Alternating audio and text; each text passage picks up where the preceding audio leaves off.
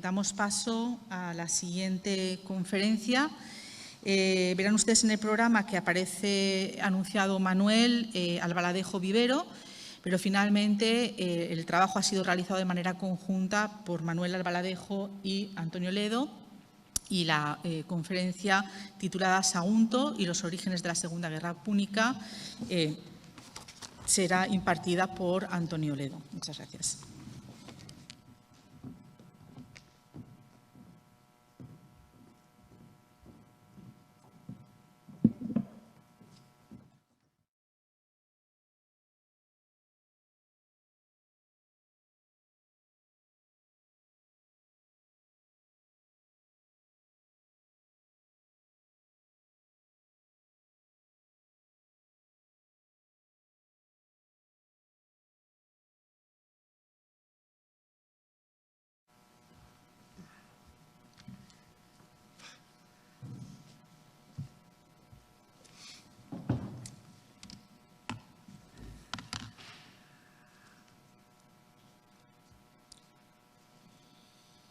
Bien, buenas tardes a todos.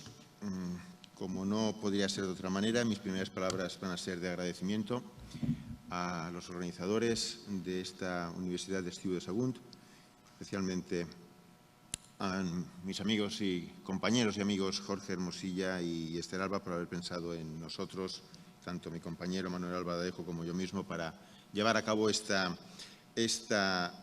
ponencia. Una ponencia que va a versar sobre un aspecto concreto de el que considero humildemente que es el acontecimiento histórico de más relevancia vinculado a la historia de Sagunto, como es el inicio de la Segunda Guerra Púnica.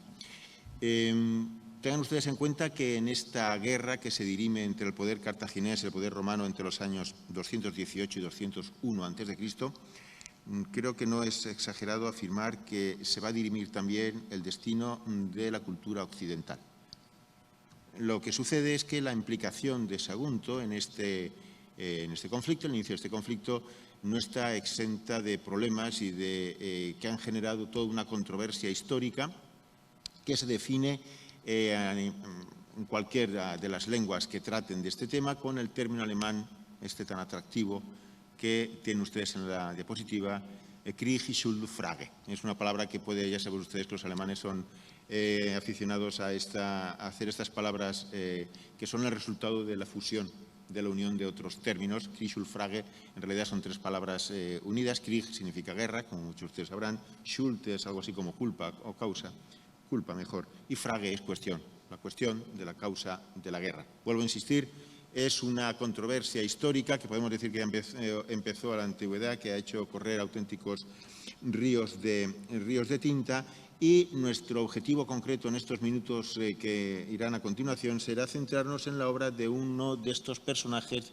de estos autores antiguos, cuyos escritos van a contribuir a toda esta polémica y, por qué no decirlo también, toda esta confusión que hay en torno al estallido de la guerra púnica y, sobre todo, la guerra también conocida como nombre de guerra de Aníbal, y sobre todo también al papel que juega concretamente Sagunto en ella. Este autor al que me refiero es Apiano de Alejandría. Ahí tienen ustedes el título de la obra al que nos vamos a referir, la historia romana de este personaje, de este autor, que es muy importante tenerlo en cuenta. Siempre que procedamos a la interpretación, análisis de textos antiguos, hay que tener en cuenta la distancia que separa al autor de los hechos que narra. Y en este caso, como pueden ver ustedes ahí, Apiano vive básicamente en el siglo II después de Cristo.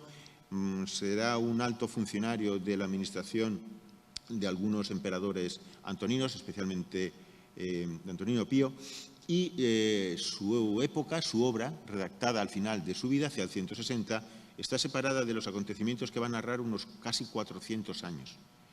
Para que se hagan ustedes una idea, es la distancia que nos separa a nosotros de la época de Carlos V, para que vean ustedes el gran lapso cronológico que hay entre lo que se narra y lo que es narrado, un factor que siempre, aparte de otros, por supuesto, hay que tener en cuenta para proceder a la interpretación o exégesis de los textos antiguos. Como pueden ver, la obra de Apiano se estructura en 24 libros, que discurren desde la fundación de Roma hasta la muerte de Trajano en el 117.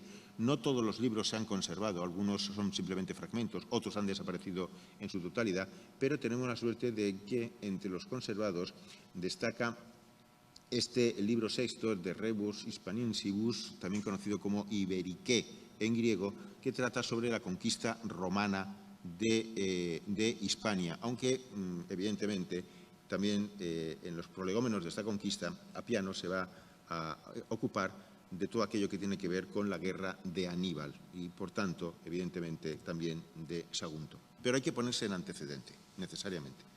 Todo esto que les voy a contar ahora tiene su origen, tiene su génesis unas décadas antes, por hacer un prolegómeno más o menos corto que podemos tirarnos un poquito más hacia atrás. Concretamente empieza en el año 264 cuando estalla el primer conflicto armado entre Cartago y Roma. Y aquí es necesario romper un tópico. Mucha gente piensa que romanos y cartagineses han sido durante toda su historia enemigos irreconciliables, enemigos íntimos, como lo fueron los espartanos de los atenienses, por poner otro ejemplo. Esto no es así. Este año 264 inaugura la época de las guerras entre Roma y Cartago, pero anterior a este 264, Roma y Cartago tenían tras de sí una amplísima tradición de tratados, de acuerdos, de alianzas de carácter comercial y seguro también de carácter militar. Los antiguos aliados, en un momento determinado, por circunstancias que no vamos a entrar a analizar ahora porque nos llevaría mucho tiempo, se enfrentan en esta larga guerra de casi 25 años, conocido como la Primera Guerra Púnica o la guerra de Sicilia. Una guerra larga, una guerra con alternativas, pero que finalmente, después de la derrota cartaginesa en las Islas Aegates, forzará la demanda de paz por parte de Cartago. Un detalle interesante porque lo veremos después a continuación.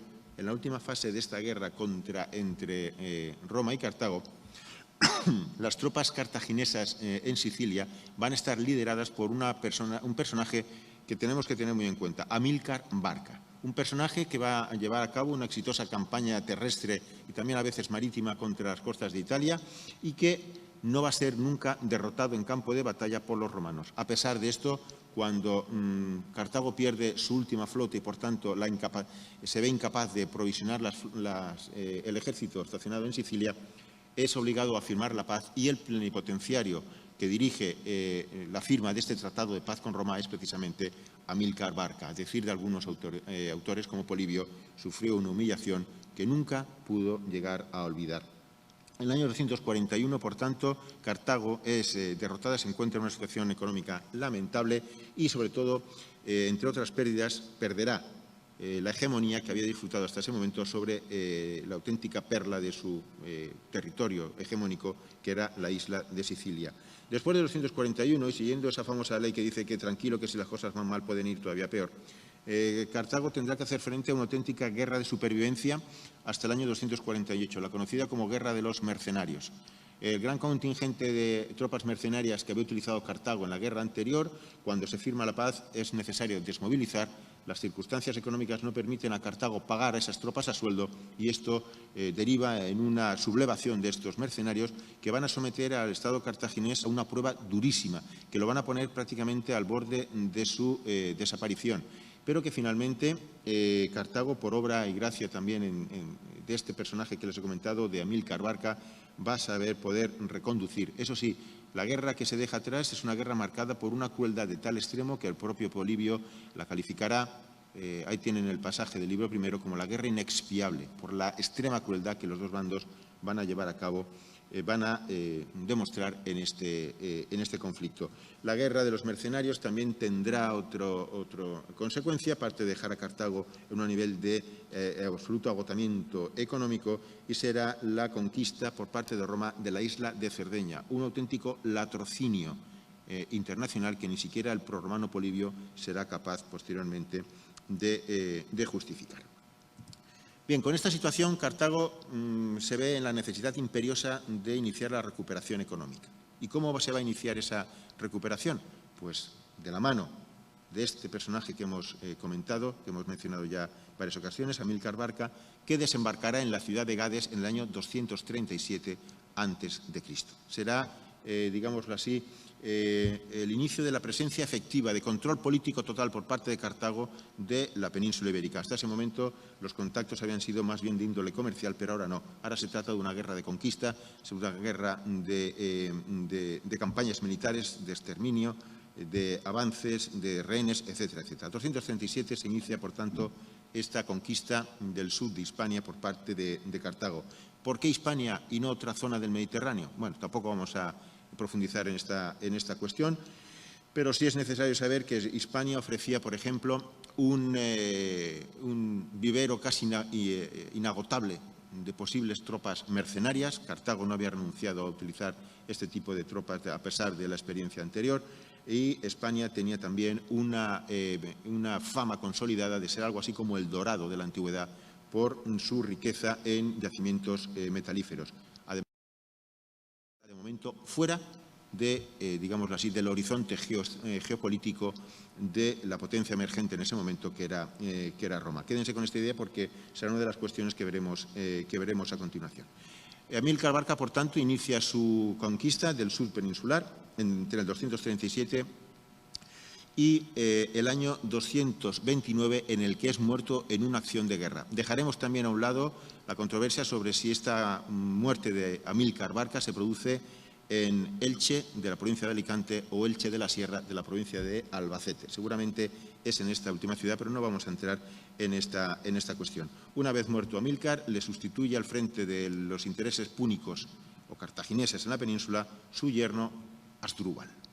Asdrúbal pasará a la historia básicamente por dos cuestiones. La primera, será el encargado de fundar en uno de los mejores puertos naturales de todo el Mediterráneo la que será la capital púnica de la península, llamada por los romanos Cartago Nova, y la Cartagena actual. Ahí tienen un poco un plano topográfico de lo que sería esta ciudad recién fundada por Asdrúbal, y que es el antecedente de la Cartagena actual, que sigue siendo una base militar, una base naval, debido, como digo, a esas excelentes condiciones estratégicas de su puerto.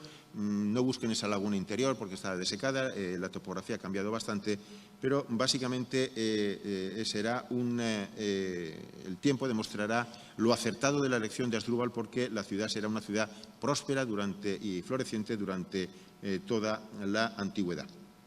Asdrúbal, además, pasará, y vamos a entrar ya en materia, también a la historia por haber firmado con Roma el famoso Tratado del Ebro, por el cual los dos poderes, el púnico y el cartaginés, limitaban la esfera de influencia de ambos en la península ibérica en la línea que marcaba el gran río ibérico, el río Ebro.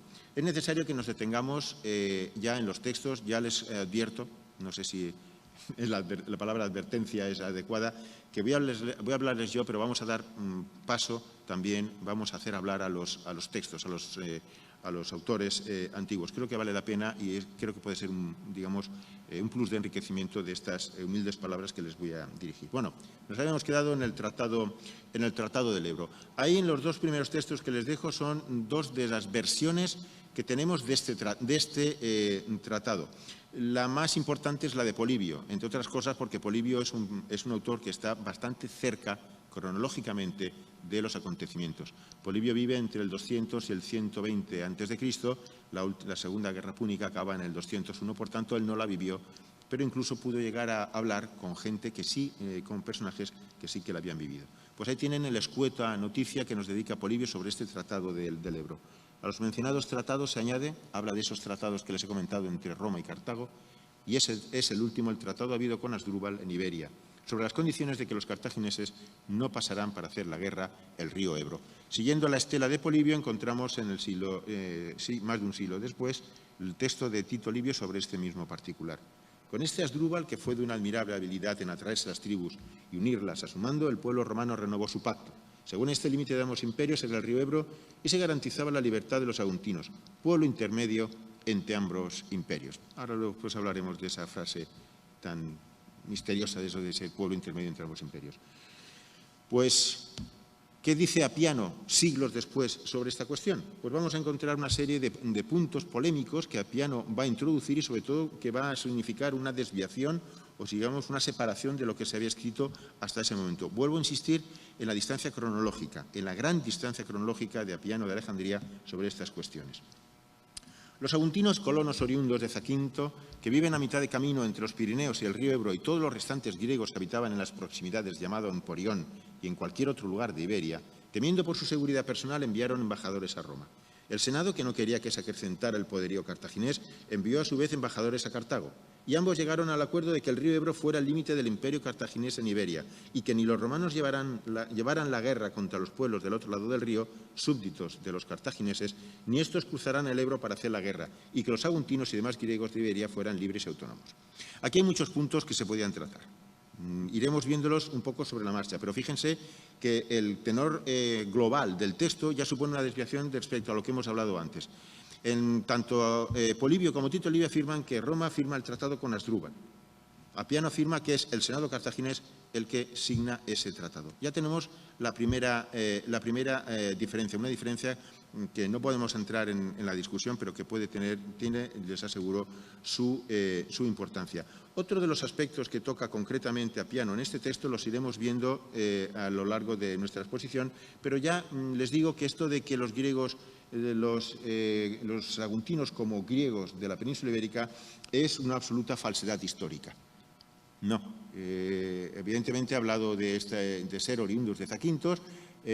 Apiano se basa en una falsa etimología, según muy querido, por ejemplo, por los eruditos de Alejandría, de buscar, siempre que el nombre de dos ciudades se pareciera, buscar una afiliación de una sobre la otra. En este caso, se busca la isla de Zaquintos, una isla de leptanesos griegos, una isla cercana a la Ítaca, de la que se ha mencionado aquí en repetidas ocasiones en esta tarde, para buscar esa base filológica para poder presentar a los saguntinos como griegos. Ya les digo yo que los saguntinos no tenían nada de griegos. La ciudad de Sagunto no era griega, independientemente de que pudiera haber una colonia comercial en el puerto de Sagunto, cosa muy habitual en aquella época. Una ciudad griega jamás, y repito, jamás hubiera acuñado monedas en lengua ibérica y, sobre todo, en caracteres ibéricos. La moneda, tengan ustedes en cuenta que en la antigüedad, además de ser un instrumento de intercambio comercial, es un símbolo de la independencia y del poder político, del poder que la acuña. Por tanto, los griegos, podríamos poner también acuñaciones de las ciudades griegas de la península, como son Rodas y Emporión, que están perfectamente en alfabeto y en lengua griega, evidentemente, para demostrar, la arqueología demuestra la falsedad de este aserto que introduce Apiano. Bueno, Asdrúbal morirá asesinado en el año 221 a.C. por un esclavo íbero, y le sucederá, ahora sí, el famoso Aníbal Barca, hijo del anterior Amílcar.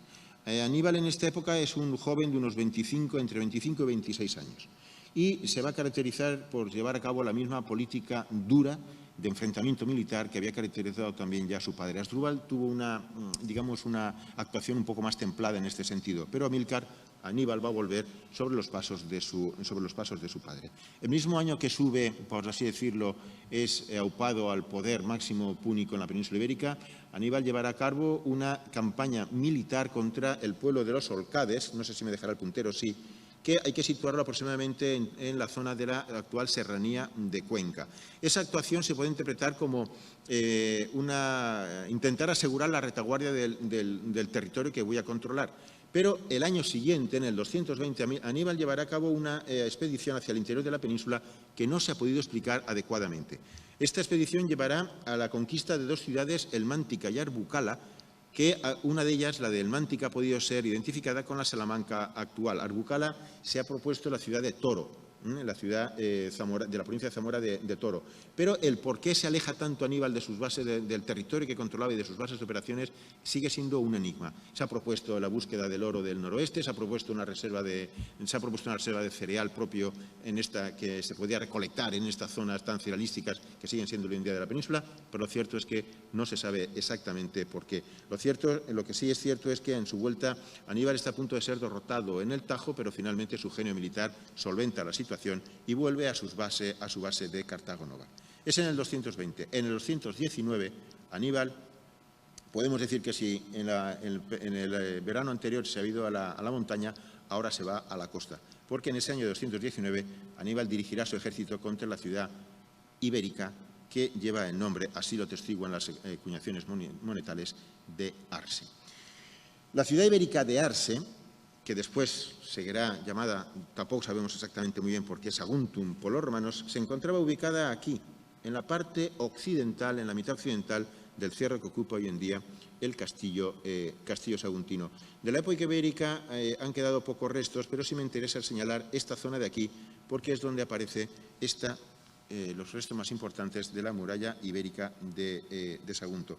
Sé que hay muchas personas de buena voluntad implicadas en la conservación, en la adecentación, en algunos casos, del patrimonio saguntino. Me consta que han actuado sobre toda esta área. Esta foto tiene unos 10 años aproximadamente y les confieso que no sé exactamente cuál es la situación actual.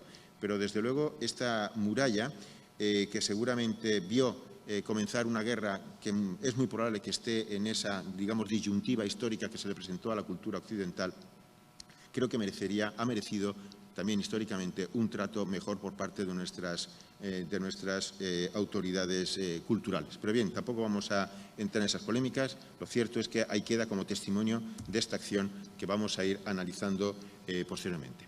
Bueno, la pregunta de todo historiador. ¿Por qué? ¿Por qué Aníbal se dirige contra Sagunto? Bueno, si nos referimos a este autor que les he comentado que es tan importante para intentar averiguar algo sobre esta cuestión, que es Polibio, Polibio va a dar algo así como dos razones. Una, atendiendo a las causas últimas, a las causas generales, y otra atendiendo a un aspecto más concreto. Estas primeras causas generales, Polibio lo tiene muy claro, y es donde interviene la famosa ira de los Barca. Ya les he comentado que Aníbal Barca no va a ser nunca derrotado en el campo de batalla, pero va a tener que padecer la humillación extrema de firmar la paz, un tratado humillante de paz contra Roma, que exigía unas condiciones durísimas. Eso, según Polibio, va a hacer que albergar un rencor que va a saber incluso transmitir a sus hijos. Amílcar Barca no cejará en su intento de provocar otra nueva guerra contra Iberia. Él no lo va a poder, contra Roma, perdón, él no lo va a conseguir por su muerte, pero sabrá transmitir la semilla de odio y de rencor a sus hijos. Estos son los famosos textos en los que se basa de Polibio, en los que se basa esa famosa ira de los Barca. El texto, en primer lugar: respecto a la guerra entre romanos y cartagineses, se ha de aceptarse que fue su primera causa la indignación de Amílcar, de sobrenombre Barca y padre natural de Aníbal. Aquel, en efecto, no se sentía derrotado en su espíritu en la guerra de Sicilia. Por ello se mantenía firme en su cólera y aguardaba sin desmayo la oportunidad. Y ahí viene el famoso episodio de ese juramento de odio eterno a Roma que hace que el propio Amílcar va a transmitir a sus hijos. Dijo Aníbal que en el momento en que su padre se disponía a pasar Iberia al mando de sus tropas, él tenía 9 años y que mientras su padre sacrificaba a Zeus, él estaba de pie junto al altar. Y una vez que con los auspicios favorables Amílcar hubo ofrecido libaciones a los dioses y cumplido con lo preceptuado, ordenó a los demás presentes al sacrificio que se retirasen un poco. Entonces llamó a su hijo y con afecto le preguntó si quería partir con él en la expedición. Aníbal consintió con agrado e incluso a la manera de un muchacho se deshacía en súplicas. Su padre, en ese momento, cogiéndoles de la diestra, aquí aparecen los otros hermanos de Aníbal, ya os digo que esto es una cuestión de vendetta familiar, le condujo hasta el altar y le hizo extender su mano sobre las víctimas y jurar que jamás sería amigo de los romanos. En otro pasaje, Polibio afirma que Aníbal se dirige a Cartago, se dirige contra Sagunto por todos los beneficios que esta acción le podía reportar, sin más. Frente a esta visión de esa ira familiar, de ese odio eterno a Roma y de esa cuestión práctica de Sagunto en la mira de Aníbal, Polibio Apiano ofrece una visión muy distinta. Y Apiano nos va a presentar a un Aníbal maquinador, a un Aníbal que tiene problemas políticos en su patria, en Cartago, y que para desviar la atención de sus enemigos va a iniciar esta guerra contra Roma. Como ven, aquí no aparece ni rencor familiar, no aparece ni juramento de odio, ni nada por el estilo. Apiano, como digo, se va por unos derroteros muy, muy distintos. Todos los adversarios políticos de Amílcar, que habían temido su fuerza y la de Asdrúbal, cuando se informaron de que estaban muertos, despreciaban a Aníbal por su juventud y perseguían a los amigos y soldados de aquellos bajo acusaciones ya antes formuladas contra los Barca. El pueblo, al mismo tiempo, se puso de parte de los acusadores, lleno de resentimiento contra los acusados por causa de la severidad de la época de Amílcar y de Asdrúbal. Y entonces, cuando empieza la maquinación de Aníbal para desviar ese problema político, ese odio y esos problemas con sus contemporáneos, para, como, digámoslo así, poder provocar esta guerra. La guerra era una panacea, era un remedio para su situación política. Ese sería el resumen de la conclusión. Pero Aníbal no solo había previsto esas cosas, sino que también era consciente de que los pleitos incoados contra aquellos eran principio de un complot contra su propia persona. Precisamente por estas razones pensaba consolidar su posición y la de sus amigos involucrando a su patria en empresas de gran envergadura y duración, sometiéndola a dificultades y riesgos. Veía por efecto que tanto África como los pueblos sometidos de Iberia se hallaban en paz, pero si podía hacer resurgir contra los romanos una nueva guerra, que deseaba en especial, le parecía que los cartagineses se verían aquejados por grandes preocupaciones y temores, y él, por su parte, causa de tener éxito, obtendría una fama inmortal, al hacer a su patria regidora de todo el universo, pues no existía enemigo alguno para ellos después de los romanos. E incluso en el caso de fracasar, aún así el mero intento le reportaría una gran gloria. La jugada perfecta. Si gano bien, si pierdo también. Esta es un poco la composición la composición general que se hace Aníbal según Apiano. Vamos a ver cómo instrumentaliza, vamos a ver cómo ejecuta esa idea. Presumiendo que sería un inicio brillante cruzar el Ebro, convenció a los torboletas, que eran vecinos de los de Sagunto, a quejarse ante él de estos últimos sobre la base de que hacían incursiones contra su territorio y les causaban muchos ultrajes, y ellos le obedecieron. Entonces Aníbal envió embajadores de estos a Cartago, en tanto que él, en misivas privadas, expuso que los romanos trataban de convencer a la parte de Iberia sometida a Cartago para que hiciera defección de esta, y que los saguntinos cooperaban en ello con los romanos. Y tan pronto tuvo ocasión, hizo que de nuevo los torboletas se presentaran ante él para quejarse de los saguntinos y mandó venir embajadores de estos. Como pueden ver, unidad constante de embajadores, maquinaciones, mensajes bajo mano hacia Cartago, etcétera, etcétera. Hay que decir que estos torboletas adquieren su auténtico perfil histórico de la mano precisamente de Apiano. Pocos autores antiguos se ocuparon de ellos, y cuando se ocuparon seguramente de una manera muy confusa. Ahí les dejo los dos textos de Livio en los que estos vecinos enemigos de los saguntinos son llamados en un pasaje de Livio turdetanos y en otro túrdulos, pueblos que hay que ubicarlos en la actual Andalucía. Para que vean ustedes, vuelvo a insistir, es esta confusión que existe sobre estos torboletas, que sin embargo la historiografía ha venido a ubicar aproximadamente, seguramente también por razones de homofonía, en la zona de la actual, aproximadamente en la provincia de Teruel. Eso sí, hace de ellos un pueblo de estirpe celtíbera, no íbera, como es el caso de los saguntinos. Bien, pues ya tenemos la máquina preparada, simplemente faltaba algunos malos gestos por parte de unos o de otros para que Aníbal ya tuviera la excusa perfecta para iniciar esta guerra. Tan pronto tuvo ocasión, hizo de nuevo los torboletas se presentaran ante él para quejarse de los saguntinos y mandó venir embajadores de estos. Se presentaron los embajadores saguntinos y al exhortarle a Aníbal que cada uno expusiera en su presencia los motivos de sus diferencias, estos últimos manifestaron que remitirían el juicio a Roma. Al decirle esto, los hizo salir de su campamento y a la noche siguiente, habiendo cruzado el Ebro con todo su ejército, devastó el territorio y apostó sus máquinas contra la ciudad. Fíjense lo cerca que estaba Aníbal del Ebro y fíjense que para llegar a Sagunto hay que cruzar el Ebro. Entramos ya en otro de esos problemas geográficos tan común en los autores antiguos que intervinieron en este tema, el hecho de que Sagunto estaba al norte del Ebro. Ya veremos cómo la historiografía actual ha intentado resolver ese problema, pero como pueden ver aquí está meridianamente claro en el texto de Apiano. Volveremos sobre esta cuestión geográfica. Ahora, de momento, lo que estaba claro es que los saguntinos se van a ver involucrados en una guerra contra una potencia militar contra la que realmente tenían poco que hacer. Ahora ahí viene también este juego de este continuo, de nuevo, estas embajadas que se envían a Roma, estas embajadas que Roma junto a los saguntinos llevan a Cartago. En fin, hay todo un baile ahora de juego diplomático. Ahí les dejo, ahí tienen el texto. Pero que efectivamente va a ser totalmente inútil. La suerte ya estaba echada. Aníbal había decidido ya, había abierto ya, por así decirlo, la caja de los truenos y había emplazado sus máquinas de guerra contra Sagunto y ya no había marcha atrás.